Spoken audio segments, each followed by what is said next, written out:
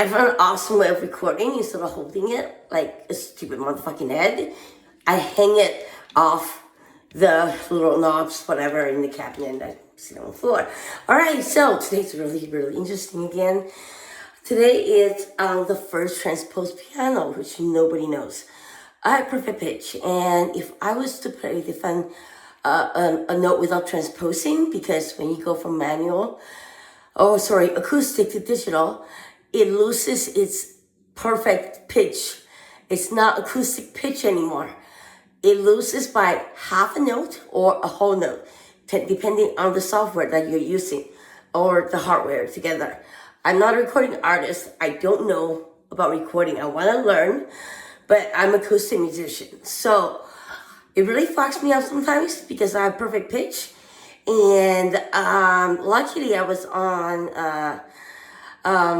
Discovery a while ago. This was a long time ago, like 10 years ago, maybe 5 years ago. And I learned something really, really interesting. It's the first manual transposed piano. And you know what? Instead of digital, it actually, I'll tell you guys. The first manual transposed piano isn't a single invention, but rather a historical evolution of piano design. What we can say is that the earliest transposing piano mechanisms likely emerged in the 19th century, specifically with the rise of grand pianos. These instruments allow musicians to transpose a piece of music to a different key by using a system of levers and pedals to shift the keyboard's pitch. Developed for the ear players, I guess they're saying perfect pitch, I don't know, who tended to play in preferred key, which is the reason why it was actually invented by that musician. I can't remember who it was. It wasn't really anybody so famous like Mozart.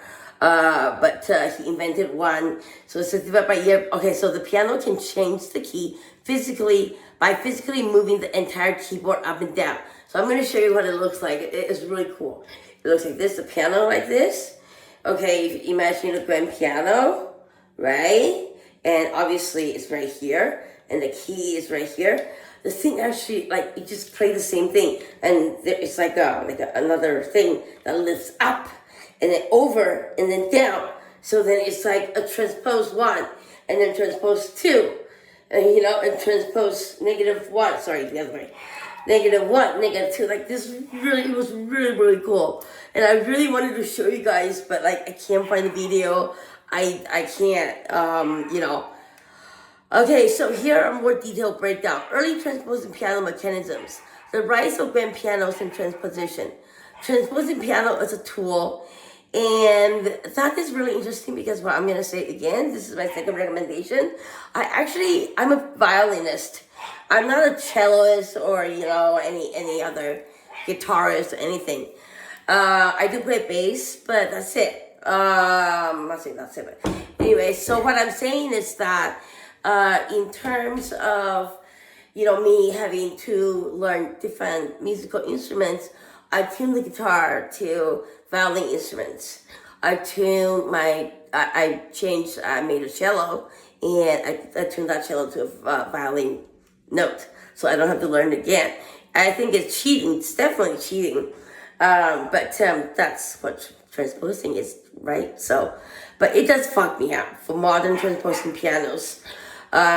Okay, so in essence, the first manual transposed piano represents the early evolution of piano design that includes mechanism for shifting the instrument's pitch, enabling players to play in a different key using the same fingering as the original key, which is essentially cheating. Bye!